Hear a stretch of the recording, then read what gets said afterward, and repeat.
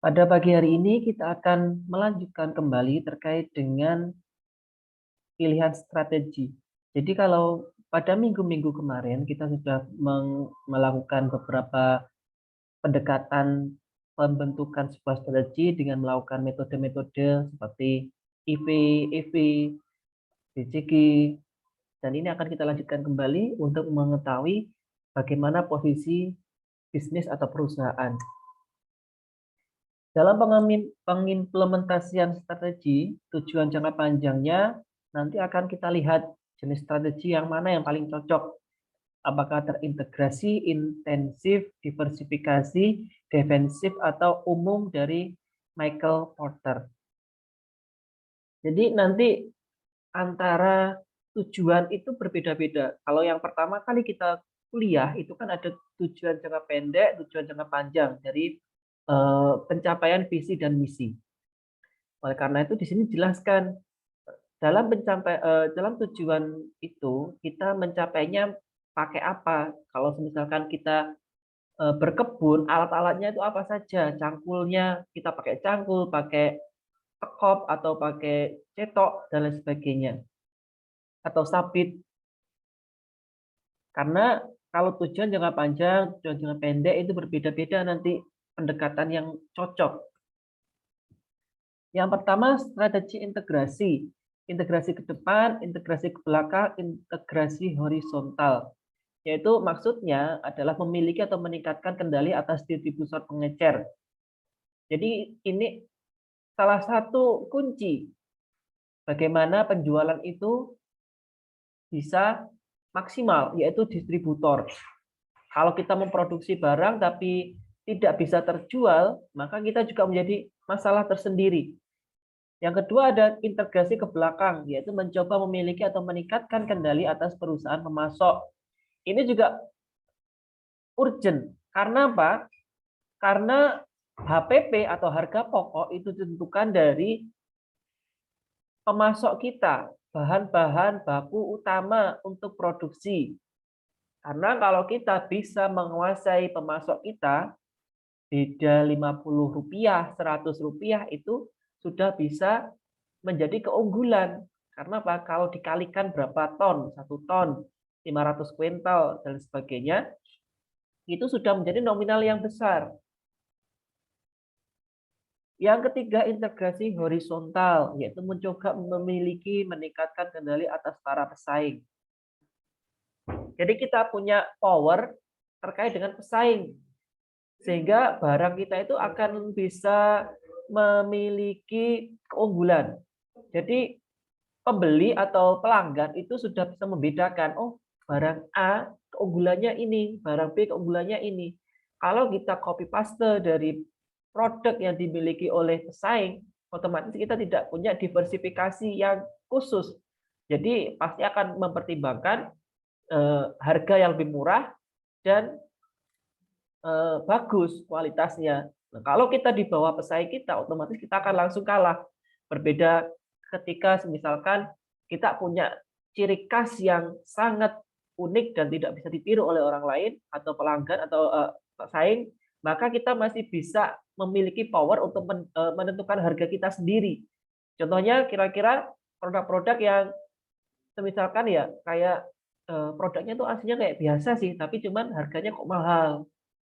Nah, mungkin karena bahannya atau mungkin karena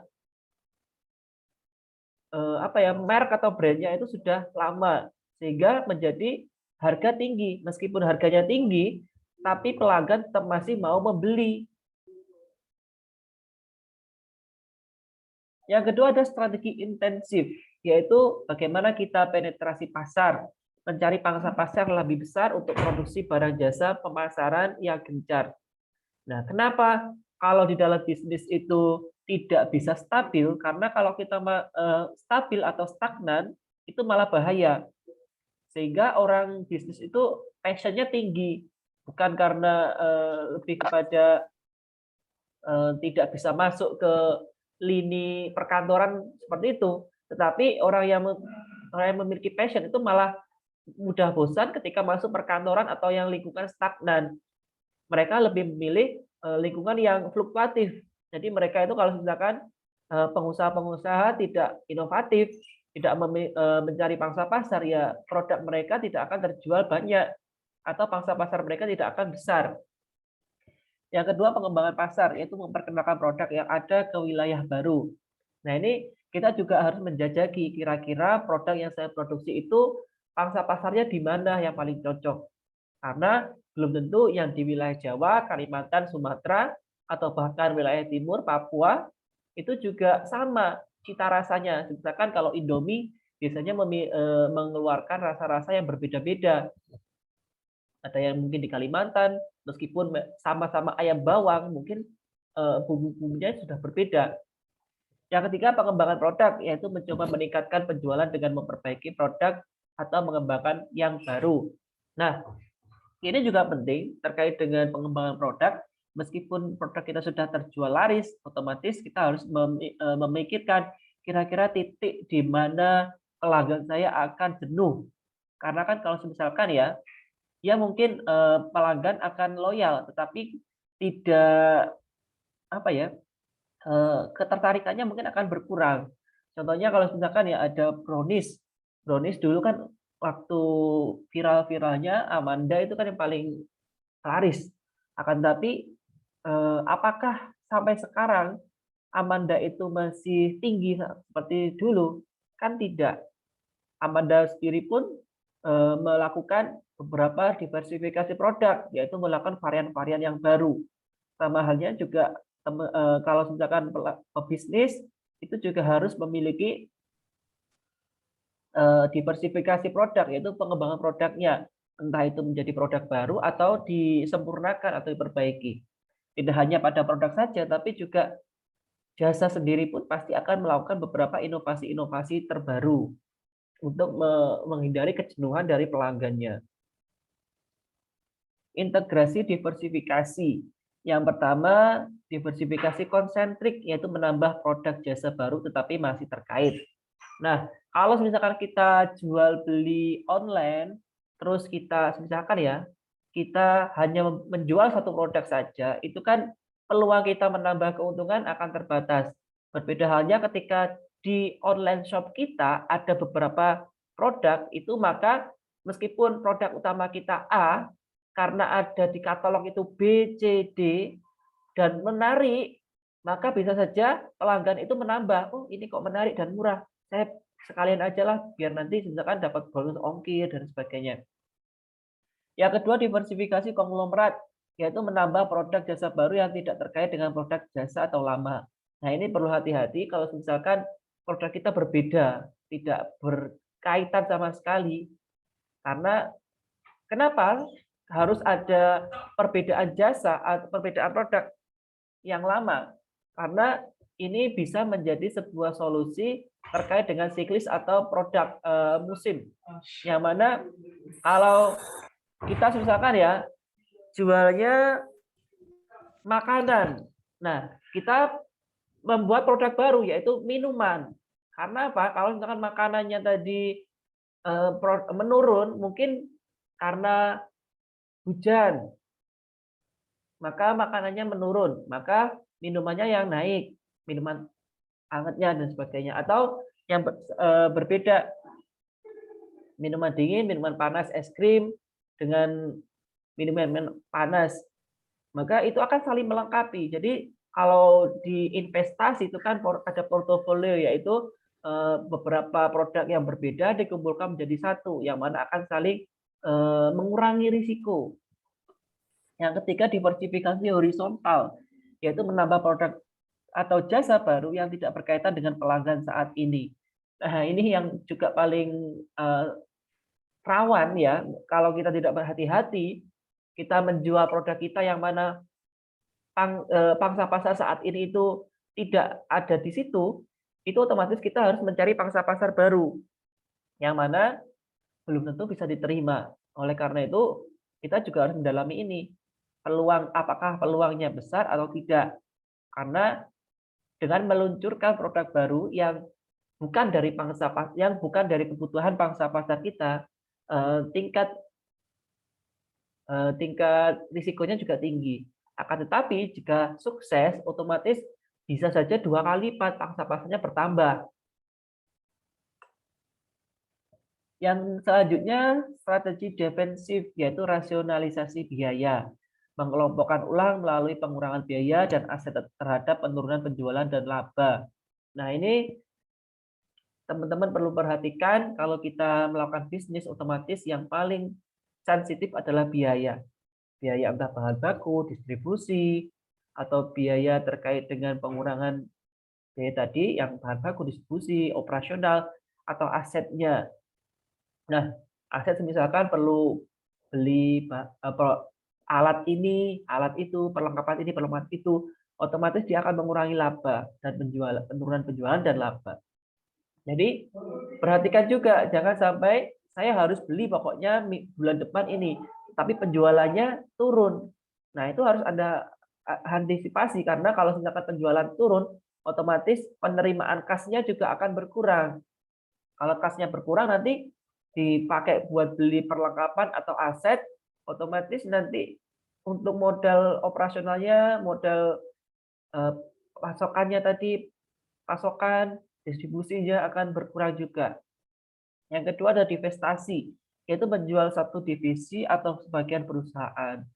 Nah, ini juga kalau misalkan perusahaannya terlalu terbebani, fokusnya tidak bisa maksimal, ataupun ya mengalami kerugian, bisa saja kita menjual salah satu divisi atau aset kita. Yang ketiga likuidasi, yaitu menjual seluruh aset perusahaan sebagian untuk nilai realnya. Jadi kalau sudah benar-benar bangkrut, namanya likuidasi. Seluruh asetnya dijual untuk menunaikan atau membayar kewajiban-kewajibannya, utang-utangnya. Nah, ini kalau misalkan teman-teman juga harus waspada kalau investasi, apakah bisnisnya itu liquid nggak? Karena apa? Kalau tidak liquid, otomatis akan susah terjual. Tingkatan strategi perusahaan. Yang pertama, strategi korporasi, yaitu pada tingkatan menggambarkan arah keseluruhan perusahaan secara umum terhadap pertumbuhan dan pengelolaan bermacam-macam unit bisnis maupun variasi produk yang dihasilkan perusahaan. Itu masih umum ya, dari atas, visi misi dan sebagainya. Strategi unit bisnis diarahkan kepada pengelolaan kegiatan dan operasi suatu bisnis tertentu. Ya, ini lebih spesifik lagi ke nanti ke produk-produknya, kegiatan operasi apa. Yang ketiga, strategi fungsional, yaitu strategi dalam kerangka fungsi-fungsi manajemen terdiri dari R&D, keuangan, produksi, dan lain sebagainya. Apalagi kalau misalkan fungsional ini dalam lini bisnis yang kecil, otomatis satu orang bisa menghandle banyak hal. Itu yang teman-teman harus perhatikan. Makanya saya ini nggak suka keuangan, saya nggak suka marketing.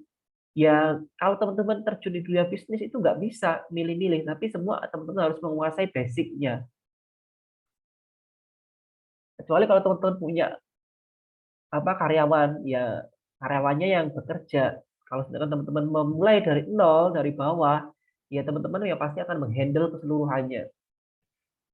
Ada juga selanjutnya strategi bersaing generik dari Michael Porter, yaitu ada 3 landasan strategi yang dapat membantu organisasi memperoleh keunggulan kompetitif, yaitu yang pertama keunggulan biaya. Nah, ini yang perlu ditekankan tadi, ada dari pasokannya, bahan baku, ada distribusi, yaitu bagaimana kita menjual produk, itu juga akan mempengaruhi nanti bagaimana keputusan kita dalam menentukan harga jualnya, margin labanya berapa. Karena pastinya kalau kita sebagai konsumen milihnya yang murah tapi kualitasnya baik. Diferensiasi merupakan upaya untuk membuat produk yang kita berbeda dengan produk lainnya. Dan yang perlu ditekankan sama sekali bahwasanya kalau kita mau bisnisnya itu tetap hidup, maksudnya berkembang, berkelanjutan, otomatis kita tidak berpaku pada satu periode, satu musim. Jadi setiap musim itu harus bisa survive. Otomatis ada daya tarik yang menonjol untuk dimiliki oleh produk kita tadi. Sehingga konsumen itu paham atau sudah tahu, mungkin dari rasanya, mungkin dari bentuknya, mungkin dari tampilannya, itu sudah, oh ini produk ini, miliknya ini. Itu yang menjadi keunggulan. Yang ketiga, fokus, yaitu merupakan strategi kombinasi antara keunggulan biaya dan diferensiasi. Nah, ini maksudnya kenapa kok ada gabungan?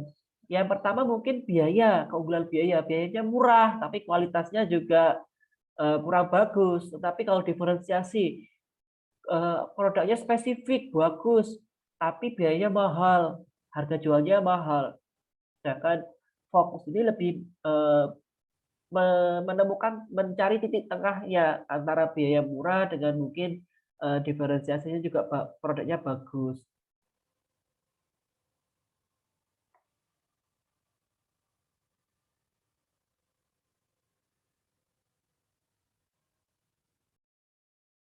Nah, selanjutnya ada analisis posisi strategi, yaitu bagaimana sih kita memilih strategi kita.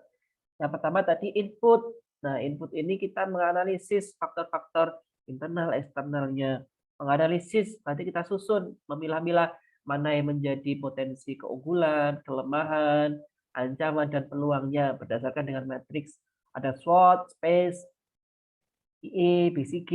Nanti kita menentukan posisi strategis dan juga memilih strategi mana yang paling cocok.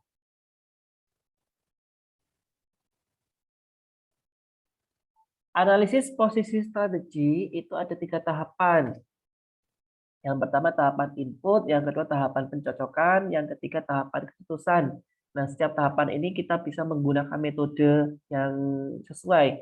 Ada yang pertama IV, berarti kita IV, EV, CPM ini kita masih mengenali lingkungan kita, potensinya apa. Yang kedua ada SWOT, SPACE, BCG, IE, Grand Strategy. Jadi kita pengolahan dari data yang pertama, tahap pertama. Jadi yang tahap pertama itu masih mengumpulkan informasi. Pada tahap kedua itu kita mengolah informasi. Jadi kita sudah menentukan posisi kita. Di mana? Nah, yang ketiga adalah tahap keputusan. Kalau sudah menentukan posisi kita, apakah friendzone atau mungkin ada peluang menjadi pasangannya, itu kita sudah bisa mengambil keputusan. Makanya kita bisa menggunakan QSPM, Qualitative Strategic Planning Matrix. Nah, ini kalau lingkungan eksternal, itu kemarin kita sudah belajar. Ini hanya flashback langkah-langkahnya saja. Yang selanjutnya ada internal, itu juga matriksnya kita sudah belajar juga. Yang SWOT itu juga kita sudah belajar bagaimana kita menyusun sebuah kekuatan internal dan eksternal, strength and opportunity, yang kedua itu weakness opportunity, yang ketiga strength threat, yang keempat itu weakness threat. Nah, ini kita mencocokkan tahapan pembuatan matriks SWOT itu juga kemarin sudah ya, daftar peluang. Jadi intinya kuncinya ya tetap dari lingkungan dulu. Jadi dari awal sampai akhir metode-metode itu saling berkaitan dan datanya itu saling saling dibutuhkan. Jadi kita mencocokkan menjadi sebuah empat SO, WO, ST, dan WT. Kita bagi menjadi tabel seperti ini untuk memudahkan. Nah, ini contohnya dari PT Amerta Indah Otsuka, afiliasi dari Otsuka Pharmaceutical Jepang. Jadi kita mendapatkan analisis SWOT metriknya dari kekuatannya internal, eksternal. Jadi strength, opportunities, weakness, dan threat. Kalau yang strength berarti ya kemungkinan besar dari internal, kalau yang eksternal itu dari opportunities dan threat. Rekomendasi dari SWOT metriknya, jadi ada 4 SOWO, ST, WT tadi. Mengejar opportunities itu peluangnya. Pertama, membuka lebih banyak pabrik untuk memenuhi permintaan pasar. Ya mungkin karena produknya terus tetap berjual dan tumbuh, maka kita perlu meningkatkan produksi. Maka ya berarti buat pabrik lagi, membuat iklan dengan menggunakan olahragawan sehingga menciptakan brand image yang melekat dengan kesehatan. Nah, karena produknya minuman, otomatis kita juga harus mencari apa ya artis-artis ataupun public figure yang menjadi icon yang menggambarkan produk itu tadi. Ada weakness and opportunities, yaitu membuat varian rasa yang baru sehingga lebih memuaskan selera konsumen. Nah, ini perlu analisis pasar, apakah varian yang diinginkan konsumen atau pelanggan itu seperti apa. Dan juga menghadapi trik ancamannya, yaitu melakukan seminar pada dokter-dokter mengenai manfaat dari kandungan ion dalam Pocari Sweat. Jadi kita juga, karena untuk membuktikan bahwa produk kita berkualitas itu juga harus ada pembuktiannya. Menekan biaya produksi seefisien mungkin tanpa menurunkan kualitas produk sehingga dapat menurunkan harga sampai pada titik yang kompetitif dibandingkan merek lainnya. Nah, ini juga perlu dipertimbangkan. Kalau misalkan harga kita masih mahal, otomatis kita juga harus otak-atik estimasi biaya yang pas untuk kita bisa bersaing dengan saing kita. Nah, ini kita masuk ke tahapan yang kedua, yaitu matching stage matrix space. Space ini strategic position and active action evaluation, yaitu matriks yang memetakan kondisi perusahaan menggunakan diagram Cartesius dengan skala ukuran yang sama, di mana masing-masing sumbu menyertakan 2 dimensi. Jadi dalam space ini juga ada 4, yaitu kita mempertimbangkan kekuatan finansial, keunggulan bersaing, dari stabilitas dimensi eksternalnya, stabilitas lingkungan, dan kekuatan industri. Matriks ini menghasilkan 4 strategi: agresif, konservatif, defensif, dan kompetitif. Nah, tahapan pembuatan matriks ini, yang pertama tentukan jumlah indikator. Nanti kita menyusun Fs, Ca, Es, dan Is. Nilai indikator-indikator tersebut menggunakan skala 1 sampai 6. Nah, ini kalau skala 1 berarti kurang, kalau skala 6 paling baik. Nilai-nilai indikator skala 6 sampai skala 1. Nilai hitung rata-rata indikator tiap dimensi, petakan nilai rata-rata tersebut menjadi matriks space. Jumlahkan nilai rata-rata pada sumbu X dan Y, karena diagram Cartesius ya nanti setelah ini akan dimunculkan. Gambarkan arah vektor dari koordinat 0, 0 melalui titik perpotongan yang baru. Arah panah menunjukkan tipe strategi yang disarankan. Nah, ini diagram Cartesiusnya. Jadi CA konservatif, defensif, ada Fs, ada Is, dan Es. Nah, ini maksud Fs, Es, Ca, dan Is itu seperti apa? Fs ini kekuatan finansial. Nah, keuangan itu sangat penting dalam bisnis. Bisa menjadi sebuah kekuatan. Modalnya besar berarti peluang tumbuhnya juga besar. Kalau modal kecil berarti ya mungkin pertumbuhannya agak lama karena nanti modalnya bertambah dari laba. Di dalam finansial keuangan itu yang harus kita perhatikan apa saja? Tingkat pengembalian atas investasi. Nah, ini apakah sudah BEP, modalnya sudah kembali semuanya? Pengungkit atau leverage, apakah modal eksternalnya sudah aman? Jadi jangan sampai utang ini membebani perusahaan atau bisnis. Jadi boleh saja kita memulai bisnis dari nol modal, maksudnya dari 100% dari modal eksternal atau utang. Akan tapi perlu teman-teman ketahui bahwasanya semakin tinggi modal eksternal, maka semakin tinggi risikonya. Likuiditas. Nah, ini bagaimana aset-aset perusahaan dapat dicairkan dengan mudah, modal kerja. Ini modal pribadi kita di situ sehingga kita memiliki kendali atas bisnis kita. Arus kas. Bagaimana penjualan itu bisa masuk lagi menjadi sebuah kas sehingga bisa dibelanjakan, dioperasionalkan kembali. Ada stabilitas lingkungan atau ES, yaitu bagaimana kita mencermati eksternal kita.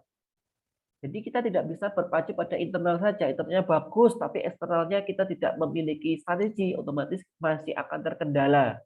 Yang pertama perubahan teknologi, inflasi, permintaan, kisaran harga produk pesaing, hambatan untuk masuk ke pasar, tekanan persaingan, kemudahan untuk keluar dari pasar, elastisitas harga pada permintaan, dan risiko yang ada di dalam bisnis. Nah, kita juga patokannya dari pesaing juga.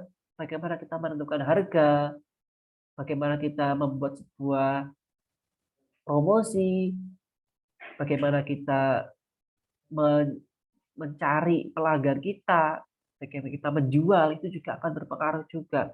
Apalagi teknologi inflasi. Jadi makroekonomi atau kondisi Indonesia, sebuah negara, itu juga akan mempengaruhi bisnis.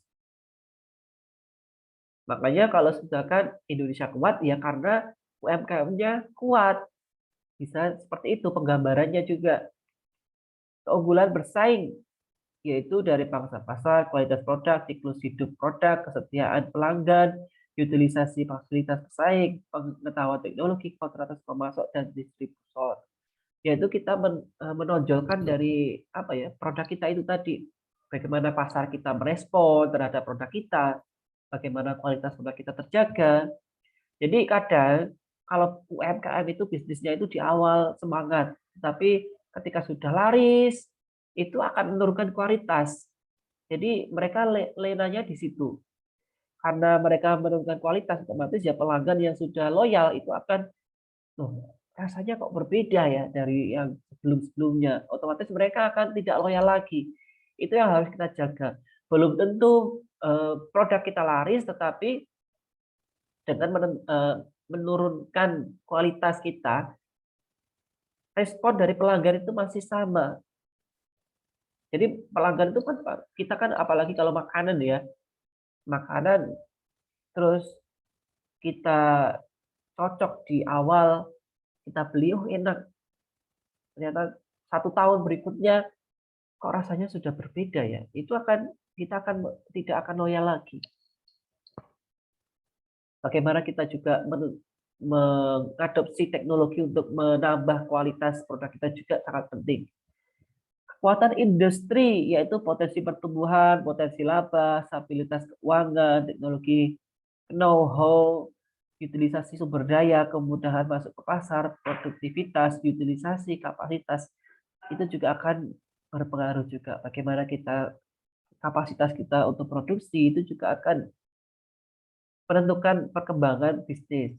Yaitu kalau kita tidak bisa memenuhi kebutuhan pasar, otomatis ya pasar akan mencari produk yang lain. Bagaimana stabilitas keuangan kita, yaitu kita juga harus mewujudkan keuangan yang sehat. Maksudnya ya penjualan harus kembali ke kas. Bagaimana potensi laba kita. Jadi jangan puas dulu kalau misalkan 5 bulan keuntungannya tinggi, tapi kita harus minimal itu yang paling aman ya, pertumbuhannya itu stabil. Jadi dari 1.000, 2.000, 2.500, pokoknya naik terus. Itu yang aman, lebih aman. Maksudnya dia berarti berkelanjutan. Kalau misalkan yang fluktuatif dari keuntungannya 5.000, bulan depannya 2.000, kan turun. Itu yang malah mengkhawatirkan. Bagaimana kita siklus dari bisnis kita tetap ada di situ. Jadi tidak hanya musiman saja. Tahap yang dibutuhkan untuk mengembangkan matrix space, yaitu pilih variabel untuk mendefinisikan kekuatan keuangan, keunggulan kompetitif, stabilitas lingkungan, dan kekuatan industri. Beli nilai berkisar +1, berarti yang paling kecil, sampai 6.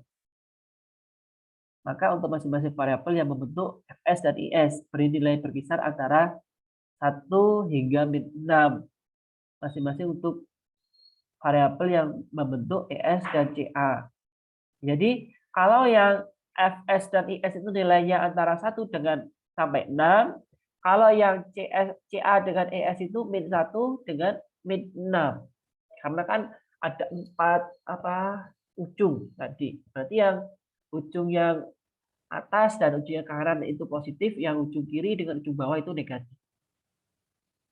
Pada sumbu Fs dan Ca buat perbandingan terhadap pesaing. Pada sumbu Es dan Is buat perbandingan pada industri lainnya. Nah, ini pesaing berarti masih satu industri, sedangkan pada Es dan Is ini industri lain, mungkin dari yang berbeda. Bukan hanya misalkan kita produknya makanan, ya bukan berarti di luar makanan. Itu nilai rata-rata Fs, Ca, Is, dan Es dengan menjumlahkan nilai yang diberikan pada variabel-variabel tadi setiap dimensi, kemudian membaginya dengan jumlah variabel yang disepakati dalam dimensi tersebut. Itu berapa item yang digunakan untuk menilai, nanti akan dijumlahkan dan ditolakkan jumlah itemnya tadi. Tempatkan nilai rata-rata untuk Fs, Ca, dan Is, dan Es untuk sumbu yang sesuai untuk matrix space, yaitu ada sumbu X dan sumbu Y. Gambar vektor arah dari titik asal matrix space melalui titik perpotongan yang baru. Vektor ini mengungkapkan tipe strategi yang direkomendasikan untuk organisasi. Nah, nanti akan kita jumpai pilih agresif, kompetitif, defensif, dan konservatif sesuai dengan nilai yang kita analisis tadi. Nah, ini contoh faktor-faktor dalam space-nya. Dalam financial strength itu ada ROI, leverage, liquidity, working capital, cash flow. Jadi ini yang masih manajemen keuangan di dalam manajemen keuangan. Kalau yang environmental stability ada technology change, rates yang dijelaskan tadi ya. Ini ringkasannya. Nah ini kan berarti yang Fs dan Is ini nilainya 1 sampai 6, sedangkan Ca dan Es ini nilainya 1 sampai 6. Jadi nanti ada di sini, ada di sini, ada di sini, atau di sini. Nah, yang pertama agresif, berarti dia di atas kanan. Kalau misalkan nilainya 4,4 ya. Perusahaan kuat secara finansial dan memiliki keunggulan bersaing pada industri yang stabil dan sedang tumbuh. Kalau tapi nilainya kurang, maka perusahaan dengan faktor finansial mendominasi aktivitas industri lainnya yang kuatkan IS-nya. Nah, ini yang kanan, yang atas tapi kiri, yaitu konservatif. Perusahaan memiliki kekuatan finansial pada industri yang stabil tapi tidak tumbuh. Nah, ini berarti stagnan. Bagaimana strategi yang harus diambil ketika kondisinya stagnan? Kalau misalkan ke bawah, semakin ke bawah, yang kiri semakin ke bawah, maka kerugian perusahaan akibat kalah bersaing dalam industri yang secara teknologi stabil tapi hasil penjualannya menurun. Nah, ini perlu diwaspadai juga. Jadi kondisi yang kiri, atas kiri ini kurang bagus. Contoh aplikasi space metric yang kompetitif, yang bawah tapi kanan. Perusahaan yang berada pada pertumbuhan industrinya kuat namun situasi makro kondusif, yaitu nanti masih aman, kompetitif, pertumbuhan industrinya kuat, peluang tumbuhnya kuat, dan kondisi makroekonominya kondusif, berarti masih aman. Kalau sedangkan semakin ke mepet ke ES, berarti perusahaan yang berada dalam kondisi industri tumbuh lambat, padahal kondisi makro sedang membaik. Nah, ini harus diwaspadai. Kalau eksternalnya bagus, otomatis itu sebuah peluang. Kok sampai tidak tumbuh, otomatis ada ketidak efisiensian atau ketidak efektivitasan dari pesantren yang digunakan.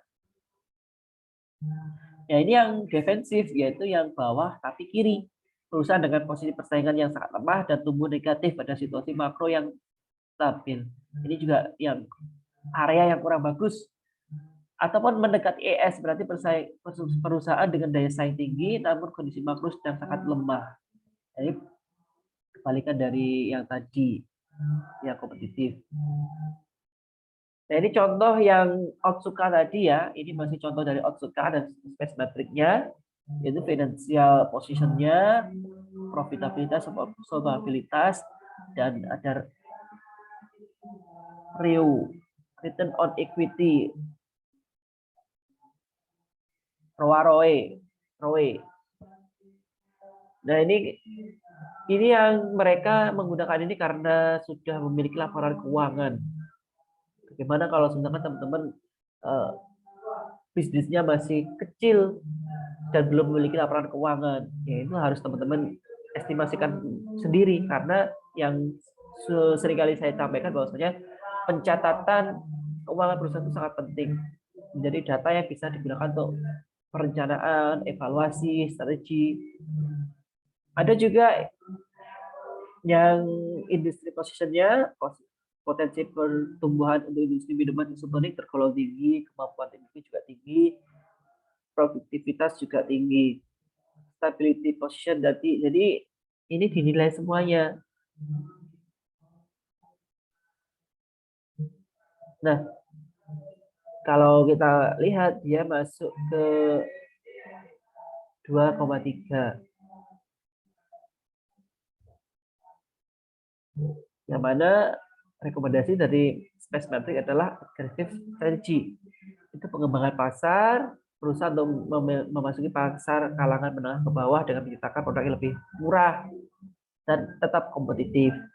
Pengembangan produk yaitu tadi diferensiasi, diversifikasi, melakukan pengembangan pada jenis produk baru, tidak hanya terpaku dengan minuman isotonik, berbeda produk sudah.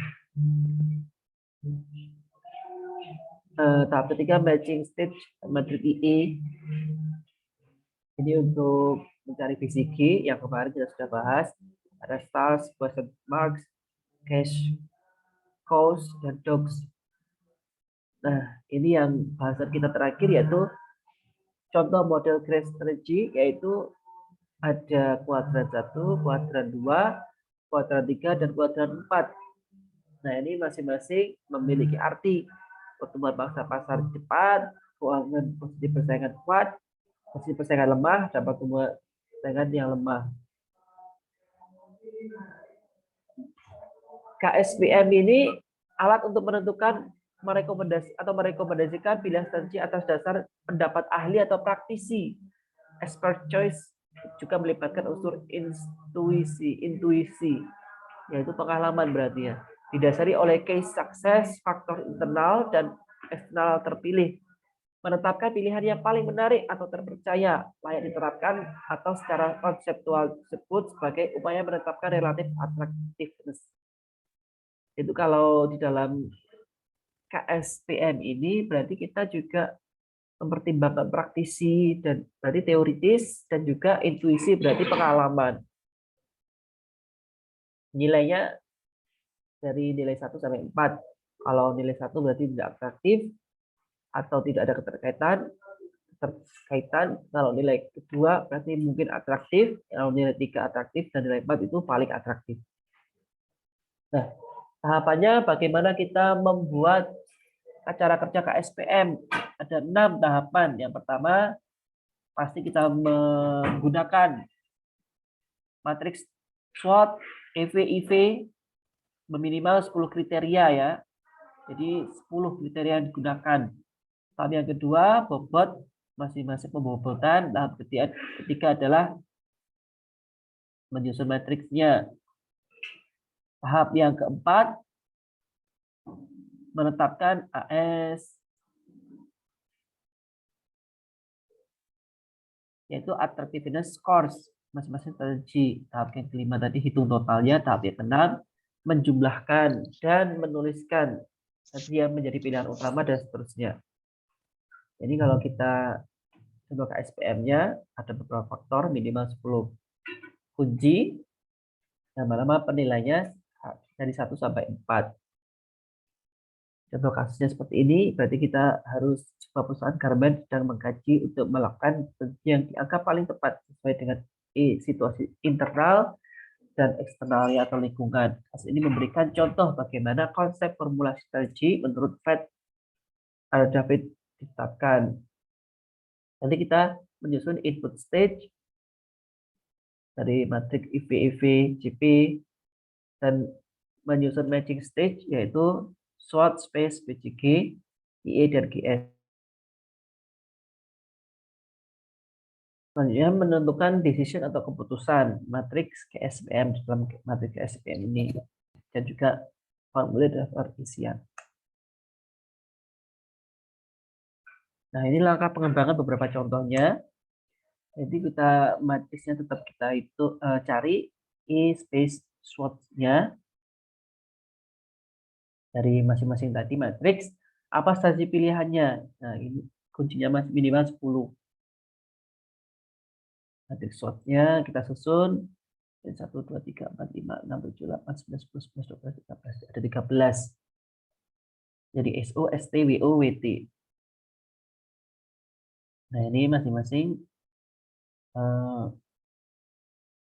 bagaimana kita menilai tanda minus berarti sesuai dan tanda plus berarti sesuai, tanda minus berarti tidak sesuai. Untuk rekomendasi strategi intensif dan integratif, yaitu pengembangan produk, pasar, dan penetrasi pasar. Jadi hasil KSPM ini, pengembangan produk menunjukkan urutan prioritas kegiatan yang dapat dilakukan rumah sakit Setia Mitra. Ini contohnya rumah sakit Setia Mitra, yaitu melaksanakan pelayanan pelanggan, meningkatkan standar mutu, mempertahankan pelanggan, meningkatkan mutu. Jadi strategi yang diutamakan nilainya berdasarkan skornya. Dan juga urutan prioritas kegiatan strategi untuk strategi penetrasi pasarnya. Jadi masing-masing skor yang paling tinggi yang paling diutamakan sampai ke bawah. Ini contohnya kalau kita masukkan ke quantitative strategic planning matrix, yaitu tadi pengembangan pelatihan. Ini masing-masing kekuatannya apa tadi, kelemahannya apa. Ini juga apa kunci-kuncinya tadi. Bobotnya, ASTA-nya berapa. Jadi dari 1 sampai 4 tadi kan ya, bobotnya berapa, sampai kan bobotnya berarti 1 semuanya totalnya. Ini total dari perkalian ini dan ini. Ini juga key sukses yang kedua, ketiga, dan seterusnya. Ini kan apa ya, kekuatan kelemahan, sedangkan ini kan tadi yang berdasarkan apa metrik-metrik yang muncul dari IV, EV, space. Totalnya semuanya dari 1, 2, 3, 4, 5. Nah, kalau kita seperti ini. Jadi nanti sosialisasi alat berapa skornya? Ya ini. Orientasi pelanggan ini. Maka kita akan urutkan nanti berdasarkan dari yang atas sampai ke bawah.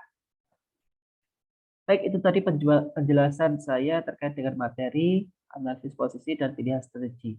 Jika ada pertanyaan bisa disampaikan. Silahkan.